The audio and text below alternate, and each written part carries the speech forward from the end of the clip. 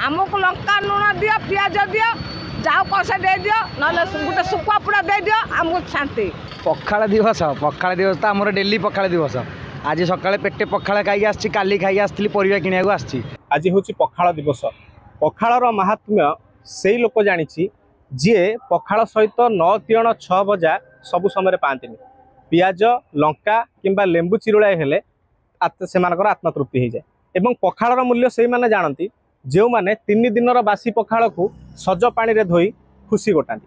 किंतु पखाड़र मूल्य से मैंने जानी ना जो मैंने वर्ष सारा बिरियानी खाती फ्राइड राइस खाती और मोमो खाती किंतु पखाड़ दिवस आसिले पखाड़ सहित 50 प्रकार आइटम ता सहित पखाड़ रे काजू किशमिश केसर पिस्ता पकईकी फोटो पोस्ट करते।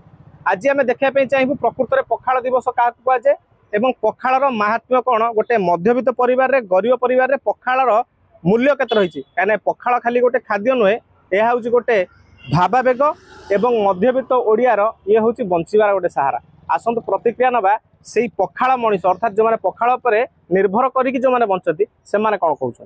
पखाड़ दिवस तो आमर डेली पखाड़ दिवस। आज सकाळे पेटे पखाड़ खाई आसी काली खाई आसती परिवा किणा को आसी। पखाड़ दिवस कौन समस्त तो ये नुआ गोटे ट्रेंड बाहर सारे पखाड़ दिवस रे 1000 प्रकार खाइबा खाऊँ। आमर पखाड़ दिवस रे कौन गोटे भजा गोटे गले आमर पखाड़ दिवस। आउ तो ये तो पखाड़ नुहे लोक मैंने तो काजू किशमिश ये पकई दही खेचड़ी गोटे करदे नुआ आधुनिक आ कौन पखाड़ दिवस से तो आमर डेली की पखाड़ दिवस। पखाड़ कम लगे कौन गोटे लुण लंकार लोक खाईदे पखाड़ पियाज खंडे पखाड़ हो कम लगे कौन अधिक पखाड़ दरकार से पखाड़ पानी आमर से आमर पेट फुली जाए पखाड़ आउ कौन दरकार से माछ फाछ आइंष जिनस कौन दरकार से आम पखाड़ किसी दिवस पालुना एमाने जी चांदा दौरान बड़ बड़िया लोक से डाकी एमाने दिवस पालन कर किसी दिवस ना एवं गोटे नुआ गोटे ट्रेंड बाहर करमती गोटे दिवस करके लोक पैसा पत्र नहीं जो मैंने मिडिल क्लास लोक को दिवस को पालन कर पखाड़ डाकी मैंने किसी नुह एम खाली लोक मैंने कर पखाड़ तो साधारण आम आज्ञा गरीब लोक साधारण लोक आम आलू चटणी बड़ी चूरा टे पखाड़ टी खाइबू आम शांतिजनक आम घरे खाइकिनी कौन कर्म उपर बाहरी जाऊँ। आउ पखाड़ दिवस मैंने जो मैंने कहते सी कौन पखाड़ दिवस महत्व जानी मुझे कथा जानीपारूनी जे कौन सी आमको आसी किए कौन कहटा उदाहरण देवी जिंदगी जीवन सी सब जाक हूँ पखाड़। पखाड़ खाइकिनी प्राय लोक सेमती भी अच्छा शिक्षित लोक भी सुधा सी भी जाऊँ पखाड़ खाइकिनी आ सी एत आडंबर उपर तो खाऊ थे सारे जहाँ भी हो जो गोटे जो पखाड़ सारे आम खाइबू चूरा किसी लंका लुण हेले भी सहित ये भी खाइले संतुष्ट हो लेंबू टिके आउ माने कि शाग भजा हो माने पखाड़ टी खाइब से तार स्वाद बहुत यथेष्ट रहे। पैसा नथिले आज्ञा से किसी चेष्टा करेंगे कौटी एमती जिनस मिलूब सेमती किसी पाइले से ये सब विषय से गुरुत्व देवे।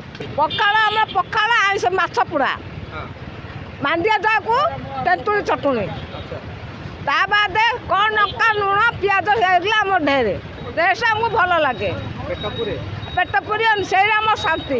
आ तुम कह से छेना टिके से रसगुल्ला टिके एगुड़ाक आमको पसंद नुह ना बाबा आमको से पोषेब ना आमको लंका लुण दियो पियाज दियो जाओ कषा दे दियो ना गोटे सुखुआ पुड़ा दे दियो आमको शांति। आम प्रति थर प्रति वर्ष ये पखाड़ दिवस कर मार्च 20 पखाड़ दिवस कर मार्च 20 दही पखाड़ सज पखाड़ पखाड़ पाखापाखि 4-5 प्रकार पखाड़ अच्छे दही पखाड़ सज पखाड़ लेंबू पखाड़ लंका एवं आंब कषिया अदा दे गोटे पखाड़ होता है धनिया पत्र टिके पड़े एवं ता सहित टिके आंब चटनी हुए बादाम चटनी हुए माछ भजा हुए पनस भजा टिके हुए कखारू फूल टिके हुए एवं आलू भर्ता टमाटो चटनी यही प्रकार मिसेकी आम गोटे पखाड़ करते एवं पूरा आनंद नहीं था पखाड़ पालिबा पखाड़र महात्म्य को देश विदेश में पहुँचेबा निश्चित भाव में गोटे स्वागत योग्य पदक्षेप। किंतु पखाड़ कथा जो आसे जमीक आपण मैंने प्रतिक्रिया शुणुले कि सका उठिले मुठाए पेटे पखाड़ पड़गले से हार्डवर्क करें खरारे एवं विभिन्न काम से बल पाए कम करने आशा करुचु ये पखाड़ जदि कहवा कि जगन्नाथ महाप्रभु पाखे भोग लगी हुए तेज ये पखाड़ हूँ ओडिया मानकर परिचय ए पखाड़ हूँ ओडिया मानकर परंपरा यह सब एमती उज्जीवित रही। कटक विश्वजित नायक रिपोर्ट धरित्री लाइव।